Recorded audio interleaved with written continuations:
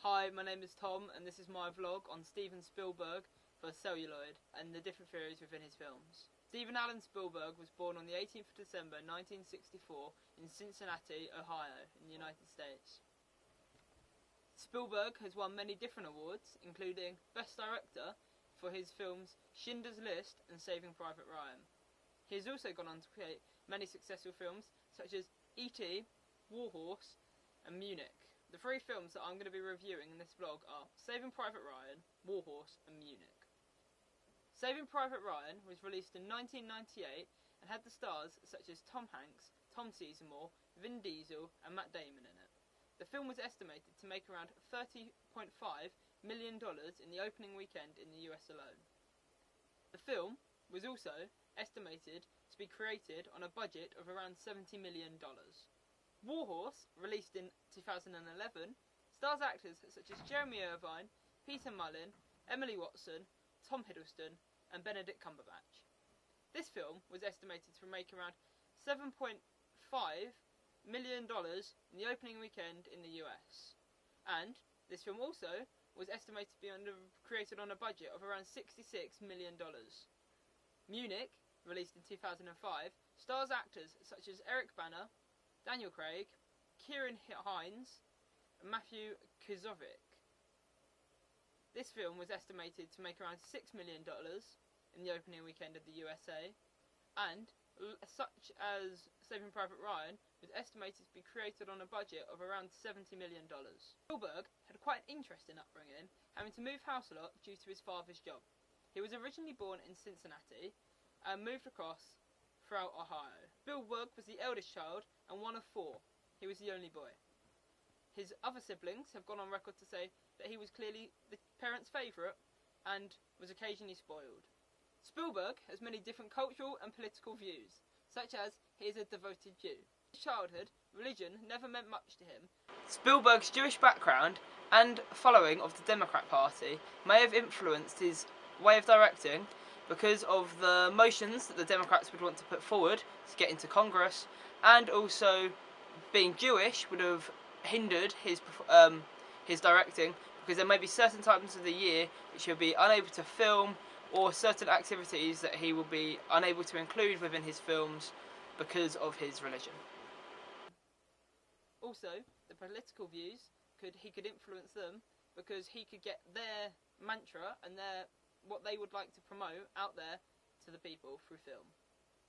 Spielberg has gone on record many times explaining who his influences have been throughout his filming career, one of which was David Lynch's Lawrence of Arabia.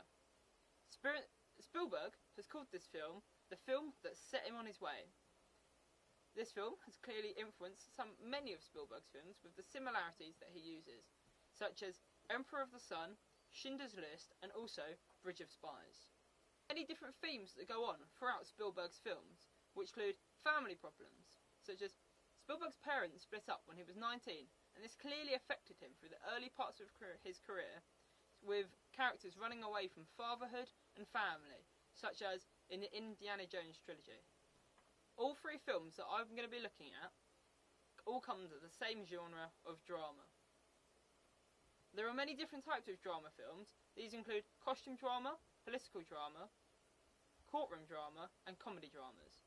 All of these films are historical dramas. All these films link into the historical drama because of the settings used, the links with the language that they use, costumes and environments. All three films conform to the genre theory. Saving Private Ryan conforms due to the explosions used, the links to the army, soldiers and etc. War Horse, similar to Saving Private Ryan, uses the weapons, the language, the different locations and the scenarios which go on.